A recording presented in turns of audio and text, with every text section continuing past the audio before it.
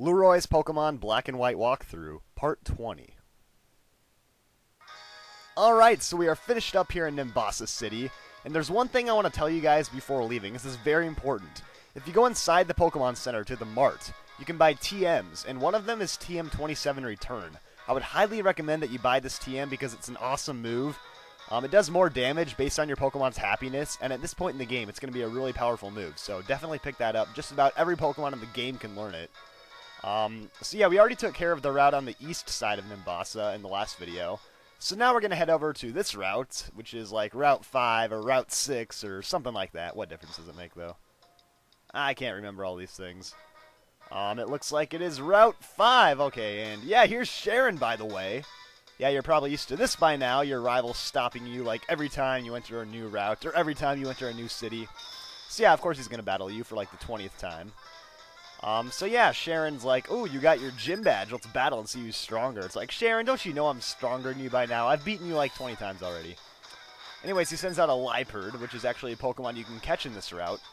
So yeah, that Purloin of his is evolved now. Still not too threatening, though. Yeah, it's usually going to use that move Fake Out, which automatically makes you flinch, which is kind of annoying, but we can deal with it. But yeah, Liepard's really not that strong. It's pretty much really fast, and that's about it. So any super effective move will knock it out pretty easily. And even if you don't have a super effective move, any strong attack will knock it out pretty easily. So yeah, one more of those and it'll be done for. And all it has is stuff like Fury Swipes and Torment, so doesn't pose much of a threat. And you still hit 5 times, that's stupid. Yeah, by the way, I guess I forgot to heal up in the last video, even though I went back to the Pokemon Center. And my Pokemon grew to level 23. That's my Gothita, by the way. Yeah, I nicknamed it Drag Queen. A lot of people were giving me awesome recommendations for nicknames, but I went with Drag Queen because Gothita is like the girliest Pokemon ever, but I got a male version of it, so yeah, it's a pretty funny nickname. Thank you for everyone that entered in their nickname ideas. A lot of them were hilarious, but a lot of people put Drag Queen, and I thought that was funny, so that's the one I went with. So yeah, he's going to go to his starter after that. In this case, Duat. It's going to go down in one hit, which is kind of pathetic. So yeah, Jungle Gym gets to level 26. And Drag Queen gets some more experience points. Anyways, next up is Pansear. Yeah, this battle's not going to be that tough at all. I mean, when has a Sharon battle ever been tough anyways? Seriously. So yeah, we go over to Mr. Toad. I pretty much have Pokemon that can knock out everyone on his team, like in one hit. Like, I have super effective matchups no matter what he sends out, which is pretty awesome. So we'll go with a Bubble Beam. But yeah, of course, these next couple Pokemon will vary depending on the Pokemon you chose, so he's not necessarily going to have a Pansear. Gothita wants to learn Feint Attack. I will pass because Gothita's not very good at physical attacks. Next up is Tranquil. Alright, so let's switch over to our Bulldor. But yeah, anyways, if he doesn't have a Duat, he might have a, well, he might have a Pignite like me, or he might have one of those Servines. I was trying to remember what it was called, but I was stumbling up on it for some reason. But yeah, he's always going to have this Tranquil here, which is pretty easy to knock out. So looks like a one-hit KO. There we go. I guess it's technically a 2-hit KO, since it hit twice, but whatever. Details. So yeah, there we go. We defeated Sharon. So now he's going to give us the same speech as always, like, why? Why can't I beat you? Why are you so much stronger than me? And here comes the gym leader, Elisa. Why are you outside of your gym? And more importantly, why are you outside of the kitchen? No, I'm just kidding, but seriously. Yeah, so now Elisa's going to bring you over here. And prepare to meet the greatest dude ever in the history of the world. Listen to this music. The greatest music of all time. Just listen, just listen.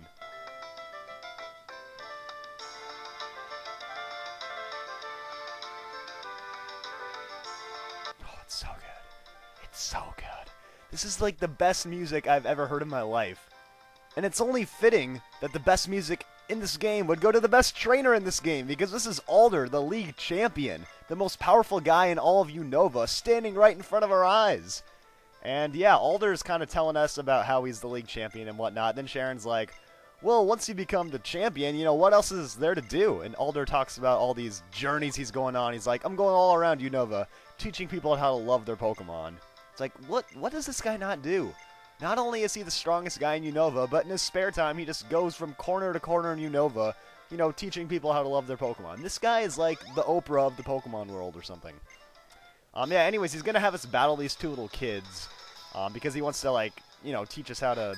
I really don't know. I wasn't reading the text. I don't know why we're fighting these two little kids. But I think it's kind of funny that Alder is just carrying around these preschoolers with him all the time. It's like, what? Why do you have these two little preschoolers at your side at all times?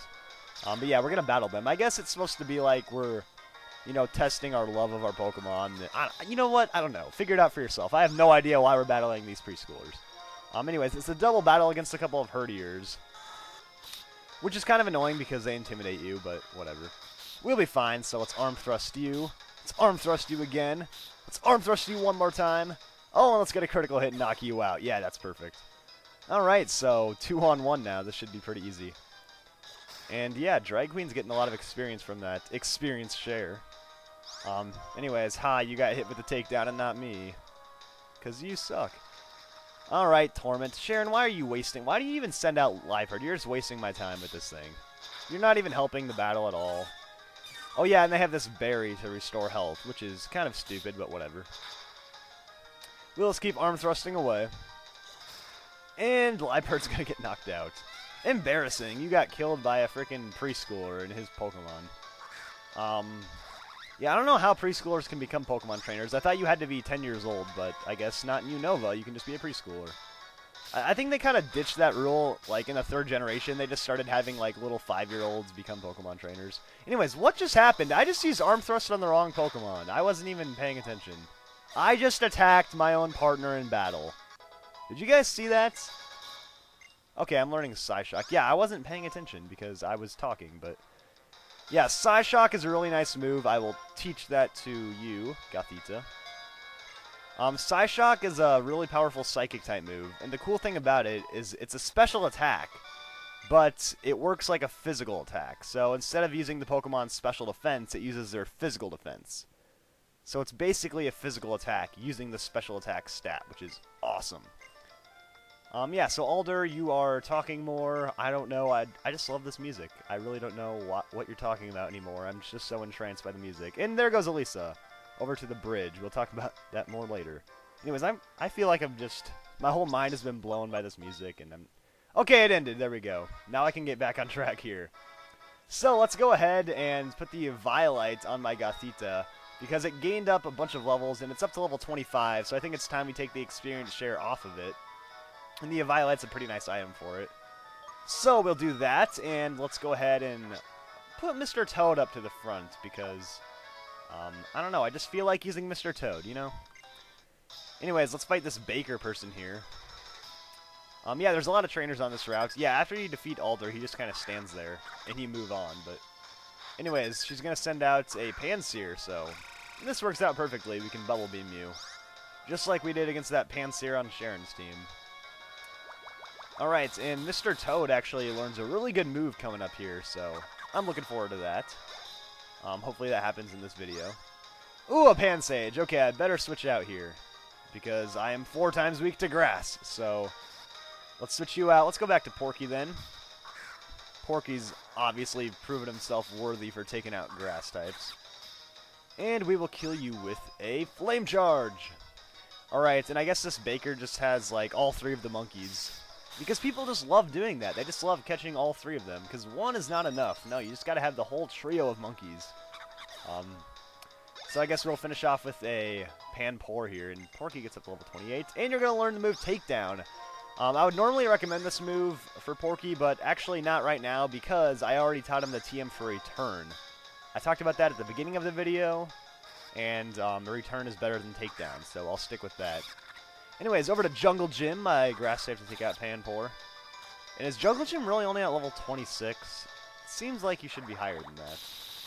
I'll have to keep that in mind. I'll have to use him a little more in this video. Alright, so that's pretty easy. And we defeated Baker Jen. Alright, there we go. Instead of giving me money, she should just give me, like, cupcakes for me beating her. Anyways, before I forget, let's go down here because there's an item you can grab. I think it's like a Hyper Potion, maybe a Great Ball. Alright, it was a Hyper Potion. I was right the first time. So yeah, don't forget to go behind the fence here. And why do they even build a fence here? Like, is there any reason to build that fence right by the trees? Like, whatever. Anyways, let's go inside this little, whatever you want to call this, building slash vehicle, and talk to this lady. And she is all sad and crying because she doesn't have any, ingredients to cook her food. So you can actually sell her some of your berries and stuff for money. And you actually can sell them for a higher price than the mart. So you can pretty much rip her off and sell her all your food items. That's basically what you do. I'm not really going to do it because I want to get going with the battles here. And I think these people are just standing around. Yeah, so let's just talk to this dancer here. Yeah, I guess they're watching the performers. There's a dancer and there's like a guitar player, so all this great entertainment here on Route 6. But the dancer's going to have to take a break and battle us. Alright, so he's got a Darumaka. Oh, perfect. Mr. Toad gets to face another fire type.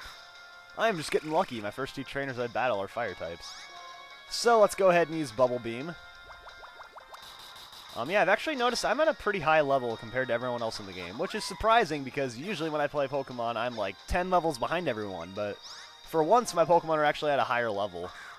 But I'm guessing I will fall behind as the game goes on, just because that's how it goes every time, but I don't know, we'll see. Anyways, one more Darumaka, and a Bubble Beam will knock you out, so there we go, that is that. Pretty easy battle. Alright, level 28, and I was talking about a new move earlier. Yeah, the move is Muddy Water, which is a super powerful water-type move. Definitely teach this to your Mr. Toad. It's not as good as Surf, but it's definitely better than Bubble Beam. So I'm actually going to keep Bubble Beam, though. I'll get rid of Supersonic. But Muddy Water, the only downside is it's slightly inaccurate. There's like a 15% chance it misses. So I'll keep Bubble Beam just in case I need a move to hit no matter what. So yeah, now that we got that taken care of with Mr. Toad, let's switch him out. And let's put up Gothita, because Gothita hasn't really battled that much. So let's fight this guitar player. Okay, what the heck? This guy doesn't even turn around to face me. He just, like, talks to me while facing the crowd. Doesn't even have the time of day to look in my direction. Yeah, so the guitar player has a Blitzel. Yeah, I think he has 2 of these things. So, yeah, Drag Queen. So, yeah, if you missed the last video, this is my Gothita. I got a male Gothita, which is hilarious, because it's like the girliest Pokemon ever, which is why everyone wanted me to name it Drag Queen. Which is hilarious. I think it's funny. Yeah, and Psyshock is just going to pwn everything. But yeah, seriously, I was like, this is the exact same thing that happened with my Ralts back in Ruby and Sapphire. It's like, definitely one of the girliest Pokemon, but I got a male version of it. Like, seriously, why does this keep happening to me? It's like a female Mr. Mime or something, or a male Jinx. Like, what the heck? I don't even know if that's possible, but anyways. Yeah, let's finish you with a Psyshock. But yeah, if you were confused at how Psyshock works, basically, a special attack normally calculates damage using your special attack and the opponent's special defense. But Psyshock calculates damage using your special attack and the opponent's physical defense. So, pretty interesting move. And this guy's going to give you an electric guitar. Like, electric guitars are super expensive, but this guy's just going to give one to you for beating him. So, isn't that awesome? Let's go ahead and fight this guy. Yeah, the electric guitar is actually just a prop to go back to Nimbasa City and use in the fashion show, so not really that great. But imagine if a guy just handed you an electric guitar in real life. Like, those are expensive. Yeah, anyways, Drag Queen again here against this Whirlipede. Let's go ahead and use Psybeam, though. See, this is a nice thing. Psybeam will calculate damage using a special defense, and Psyshock will calculate damage using physical defense. So I can kind of target certain Pokemon's weaknesses. And like Whirlipede, for instance, has really good physical defense, so I will stick to Psybeam.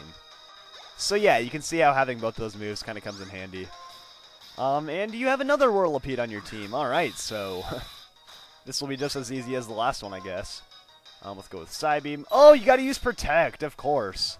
Why can't you just face the inevitable? You're going to die. Sooner or later, you are going to die. Just let it happen. Anyways, Psybeam again. Ooh, super effective. Oh, you have Pursuit. Wow, you came prepared this time, didn't you? Wow, it still hardly did any damage at all. Okay, so, seriously, Protect? Yeah, you're cool, Whirlipede. You're so cool with your Protect. Let's just finish you off here. Yeah, there we go. Okay, so, say goodbye, Whirlipede. I'm sick and tired of you. I just hate everyone that uses Protect. Whirlipede kind of reminds me of one of those roly-poly-olies. That's probably what it's supposed to be, but whatever. Alright, so yeah, you underestimated my Pokemon's moves. You and your stupid protecting methods. Yeah, now you just run. Did you see that? He just runs away. Like, as soon as I beat him, he just runs away. Alright, so, let's go ahead and spray some repels so we can get through this grass here. There they are. Yeah, I bought 20 super repels just because I don't want to run out for a long time again, so... Let's also go ahead and put, yeah, I said I needed to get Jungle Gym up some levels, so let's put you to the front. You're at the exact same level as Drag Queen, so you probably need to level up a little more. Alright, so we got some backpackers back here. That's right, back here we got some backpackers. Backpacker Lois, and she has Immuna, so this shouldn't be too hard. Jungle Gym has Bite, which is super effective, so yeah, time for some ponage. Alright, easy one-hit KO, and we'll move on. Anyways, yeah, this grass back here is basically the exact same as the Pokemon in the last route on the other side of Nimbasa.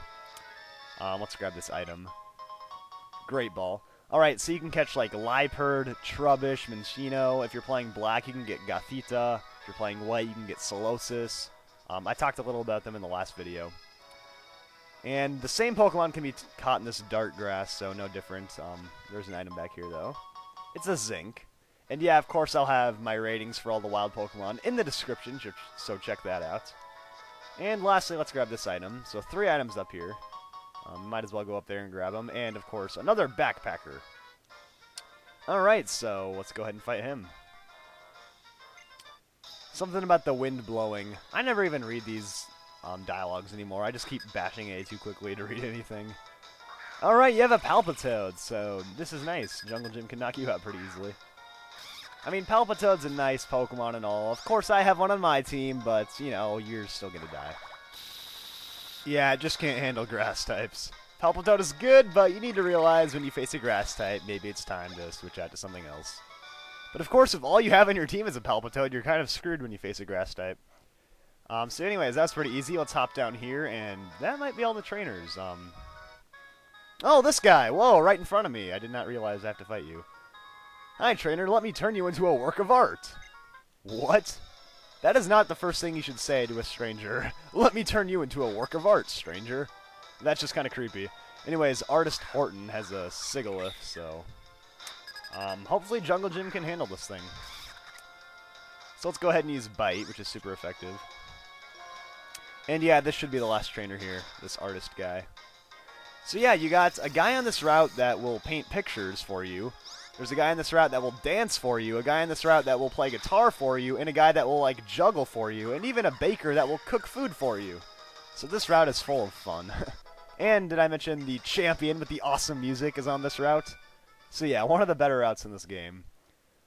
Then you got 2 boring backpackers up there, but we don't care about them. So here's Sharon and Elisa. They're going to show us the drawbridge thing here. And this is a pretty cool animation. You get to see the bridge coming down, closing together.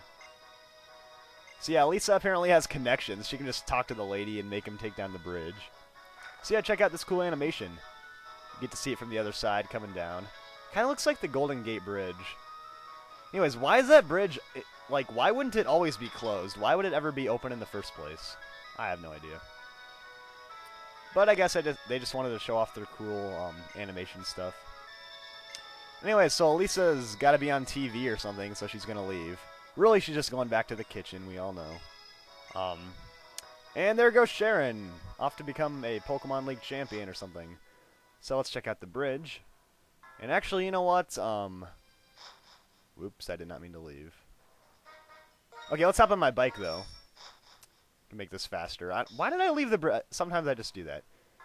Anyways, the Driftveil Drawbridge. It's a super long bridge, and you're going to notice these random shadows popping up on the screen. If you step inside of those, you can grab items, which are these feathers that can boost up your Pokemon's stats. This guy kind of talks about them. He also mentions that every once in a while, when you stand in front of one of those shadows, you can find a Ducklett, which is a water and flying type Pokemon. So yeah, if you want to catch a Ducklett, this is where you go.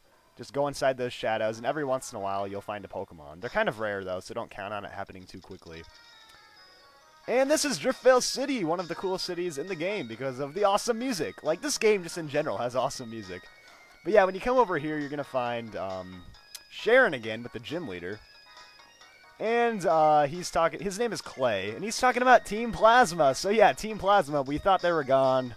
Nope, of course not. They're back. Yeah, just give Team Plasma about like two more videos in the walkthrough, and they'll surely be back. So yeah, he wants us to take care of Team Plasma. Then we can face the gym. So sounds good. Sharon's gonna run off, doing God knows what, and we have Team Plasma to take down. So that's what's going on next time. Thanks for watching, and we'll check out more of Driftveil City in the next video. Stay tuned for more.